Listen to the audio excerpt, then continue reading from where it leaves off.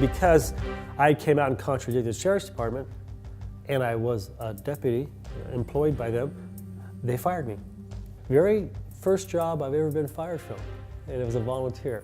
Working in the field of ufology can be extremely rewarding for those with an inquisitive mind, but it can also have a deep effect on your personal life.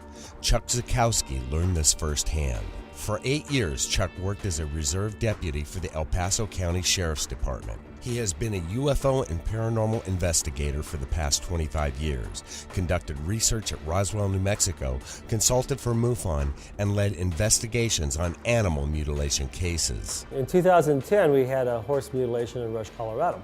The Sheriff's Department had sent a couple of deputies out because, it was, since it's an animal mutilation is basically a criminal case, the deputies were only there very, very shortly, 15, 20 minutes. The investigative deputies the following day. And the rancher wasn't satisfied. So the rancher got online, found me, called me, and then I came down the following day. Colorado ranchers are trying to solve a series of bizarre and gruesome deaths. During his investigation, the Denver Fox affiliate caught wind of the story. And while I was down there, of course, Fox News wanted to talk to me too.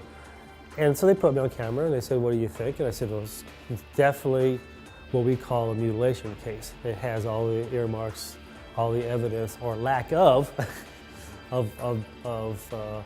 predator interactions." The reporter just went to the Sheriff's Department after that to interview the Sheriff's Department based on want to find out what their investigation on the case was. And the lieutenant, that is the PR person for the Sheriff's Department in El Paso County Sheriff's Department, came out and said, "It appears to be animal activity. There's a lot of predators, and we aren't limited to just one or two." And she didn't say what predator, but she was kind of alluding to maybe mountain lions or something, that took down 2 horses, all right, 2 very large, over 1,000 pounds apiece. The Fox News episode airs. And of course, what do? They had me contradicting the Sheriff's Department. The Sheriff's Department says it's no predator. I say, it's not. It was a real shock to Chuck when the deputies showed up at his door. Picks up my badge, my gun, and my ID, and leaves. Sister Debbie Ziegelmeyer is the Missouri MUFON State Director and works extensively with Chuck on his investigations. She was disappointed to hear about the Sheriff Department's decision. I always thought at one point that they would have him go from a deputy sheriff, actually promote him into more of an investigative detective line of duty with the police department. Because of his investigating skills, he's brilliant. And to let him go over something that was just so meaningless without cause. I just thought it was their loss, it was a tragedy. There was all kinds of errors in my termination letter. First thing was they said I contradicted the detectives that went there. They didn't send detectives, they sent 2 deputies. And the write-up on the deputies' investigation report was, I kid you not, was only about a paragraph and a half. I didn't contradict them.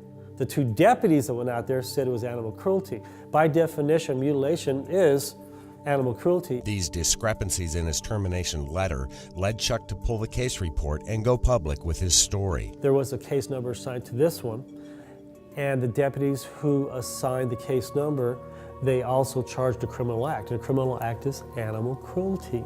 One animal cannot be charged animal cruelty to another animal. You can't do that. His termination surprised everyone surrounding him.